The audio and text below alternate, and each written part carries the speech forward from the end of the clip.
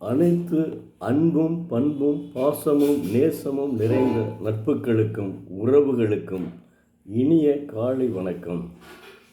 இன்றும் நாம் முன்னாள் ஜனாதிபதி டாக்டர் APJ அப்துல் கலாம் அவர்களை பற்றி பார்ப்போம்.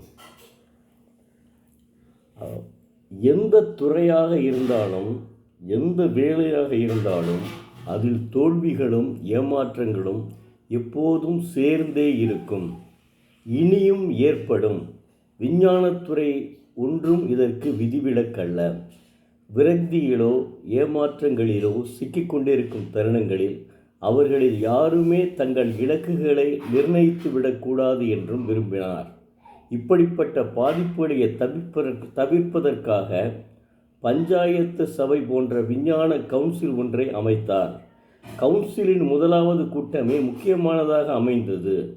அரைகுறையான கேள்விகள் மற்றும் சந்தேகங்கள் எல்லாம் கிளப்பப்பட்ட பிறகு மூத்த விஞ்ஞானியான MN ராவ் ஒரு நேரடியான கேள்வி கணையை தொடுத்தார். எந்த அடிப்படையில் இந்த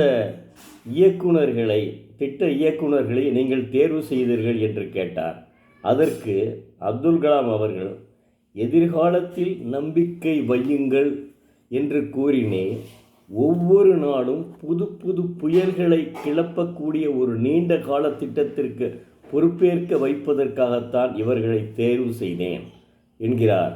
ஆர்வ துடிப்பு நிறைந்த அகர்வாக்கள், பிரகலாதர்கள், ஐயர்கள், சரஸ்வத்கள் எல்லாம் தத்தம் இலக்குகளில் என்றும் தளராத பிடிப்புடனும் பொறுப்புணர்வில் அசைக்க முடியாத உறுதியுடனும் செயல்பட போகிறவர்கள். அதற்கான வாய்ப்புகளை எதிர்காலத்தின் ஒவ்வொரு நாளும் அவர்களுக்கு வழங்கும் என்று ராவிடம் கூறினார். சாதிக்கும் தலைவர் என்பவர் ஊழியர்களை அணிதிரட்டிக் கொள்வதில் கைதேர்ந்தவராக இருந்தாக வேண்டும். இப்படிப்பட்ட தலைவர் இடைவிடாமல் புதியவர்களை அமைப்புக்கு அறிமுகப்படுத்தி புது இரத்தத்தை பாய்ச்சிக்கொண்டே இருக்க வேண்டும். சிக்கல்களையும் பிரச்சனைகளையும் கையாள்வதிலும் புதிய கண்ணோட்டத்துடன் விஷயங்களை அணுகுவதிலும் வல்லவராக இருந்தாக வேண்டும். இப்படிப்பட்ட சிக்கலான விஷயங்களை கையாளும் சாமர்த்தியம்தான் உச்சகட்ட பலனை அடைய வைக்கும் முக்கியமான ஒரு சொத்து என்கிறார். ஊக்கமும் உற்சாகமும் பொங்கும் சூழ்நிலையை அமைப்பு முழுவதிலும் நிலவுமாறு இவர் பார்த்து கொள்ள வேண்டும். தனது ஒவ்வொரு நடவடிக்கைகளையும் நம்மால் முடியும் என இவர் பிரதிபலிக்க வேண்டும். IGMDPயின் பின்னணி தத்துவத்தை வடிவமைப்பதிலிருந்து இறுதிக்கட்ட ஆயத்த நிலை வரையிலான பணியை அவருக்கு விளக்கமாக விவரித்தார். அணிகளை அமைப்பது, வேலைகளை ஒழுங்குபடுத்துவது என்ற நடவடிக்கைகள் எல்லாம் தொடர்ந்து கொண்டிருந்தன. அந்த தருணத்தில் IGMDPயின் இலக்குகளை எட்டுவதற்கு தேவையான கூடுதல் மனித ஆற்றலும் மற்ற வசதிகளும் அவசியம் என்று கருதினார். எந்த விதத்தில் பார்த்தாலும் இது ஒரு பிரம்மாண்டமான வேலை.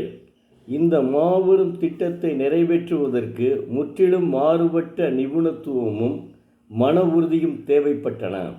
லட்சியங்களும் குறிக்கோளும் ஏற்கனவே இங்கு வகுக்கப்பட்டு விட்டன. பிரச்சனைகளுக்கு தீர்வு காண்பது, தகவல் தொடர்பு நடவடிக்கைகள் மூலம் வெவ்வேறு அமைப்புகளைச் சேர்ந்த ஏராளமான பேருக்கு இவற்றை புரிய வைக்க வேண்டியிருந்தது. இந்த பணி அணித்தலைவரின் பொறுப்பு. இதை யார் நிறைவேற்றக்கூடிய மிகவும் பொருத்தமான நபர் யார் என்று அலசி ஆராய்ந்து அனைத்து தலைமை தகுதி பண்புகளும் கொண்டவராக MB சூரியகாந்த ராவ் திகழ்ந்தார்.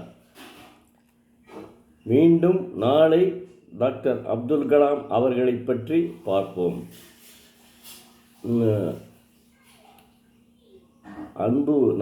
அன்பு நெஞ்சங்களே, தினமும் ஒரு திருக்குறள் படியுங்கள்.